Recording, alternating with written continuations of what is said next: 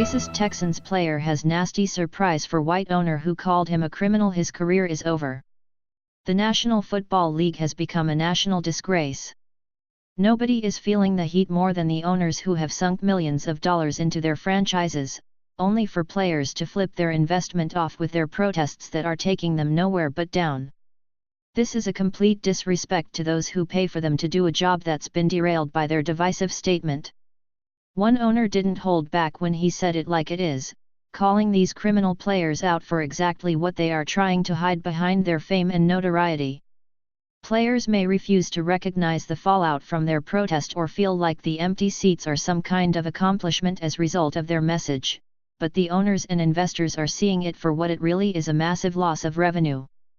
There's no denying that fact protest, perceived injustices, and racial divisiveness is destructive to business, but that doesn't stop players from that downward financial trend.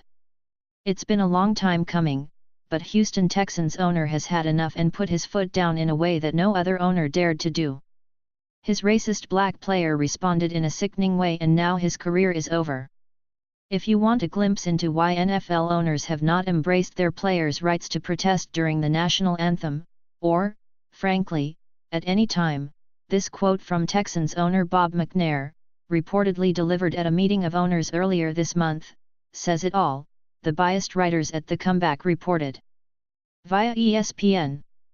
As Jones spoke, Snyder mumbled out loud, "See, Jones gets it. 96% of Americans are for guys standing," a claim some dismissed as a grand overstatement.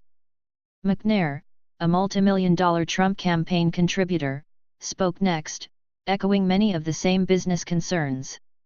"We can't have the inmates running the prison," McNair said. That statement stunned some in the room. Then Kraft, who is close friends with Trump, politely rebuked the hardliners, saying that he supported the league's marketing proposal and predicted the issue would work itself out over time. This argument seemed to find a receptive audience in the room. Making excuses for the perpetual protest, the source adds, NFL players' protests, as most people hopefully understand by now, are about racism in the criminal justice system, from police brutalities to disparities in arrests, bail, and sentencing. In essence, players are accusing America of viewing people who look like them as criminals, rhetoric which star player for the Texans, DeAndre Hopkins, seems to more than buy into. For McNair to then compare them to inmates in a prison, even as a rhetorical device, is wildly inappropriate and revealing, The Comeback added. Given that frame of reference, his indifference to racial injustice is no surprise. McNair, like many white people who have benefited all their life from black labor, views his disproportionately black employees as an underclass. There's no underclass mentality present in the opposition to this anti-protesting position. It's about employees rallying against the franchise that pays them, no matter who is offended by their divisive message. The players have protested all wrong this whole time, saying that they're somehow discriminated against when they could be protesting the real issues of black-on-black crime or criminality within the league caused by their own actions.